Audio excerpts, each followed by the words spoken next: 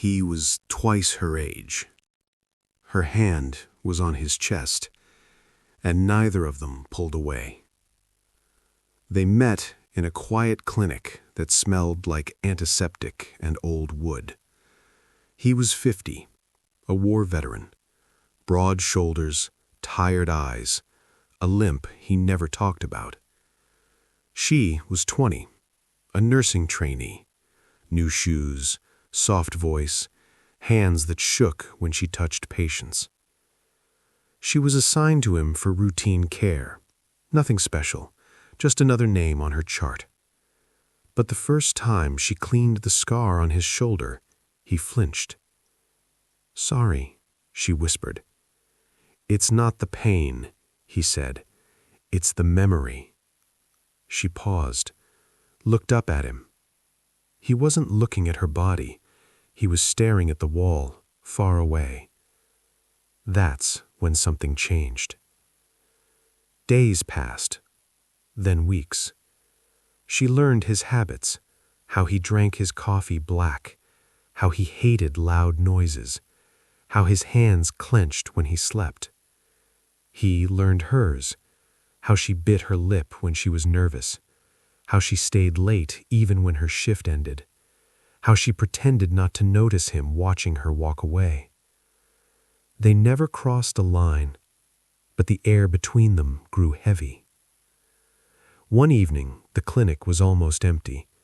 Rain tapped against the windows. She was checking his vitals when the lights flickered.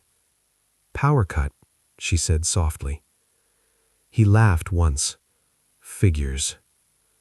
She reached for the flashlight. Her fingers brushed his.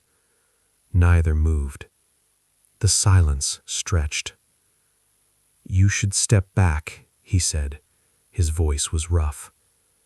"I know," she replied, but she didn't.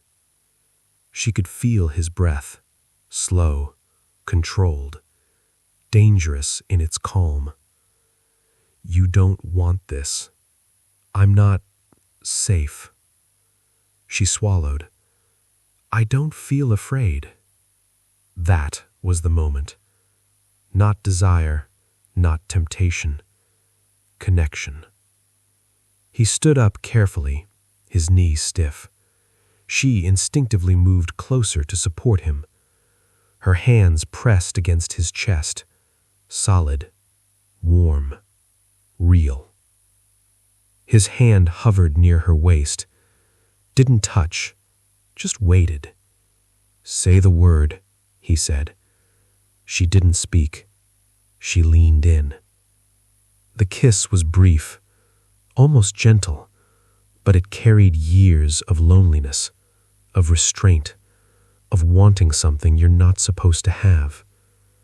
They pulled apart quickly, breathing hard. "This can't happen again," she said. He nodded. "It won't." They both knew they were lying. The next day, she requested reassignment. Professional, clean, correct. On his last visit, they didn't speak much. When he left, he paused at the door. "Thank you," he said. "For what?" she asked. "To remind me I'm still alive." She watched him walk away, limp and all. Months later, she still felt his presence in quiet rooms, in soft rain, in moments where her hand lingered too long. Some bonds aren't meant to last. They're meant to be felt. Once.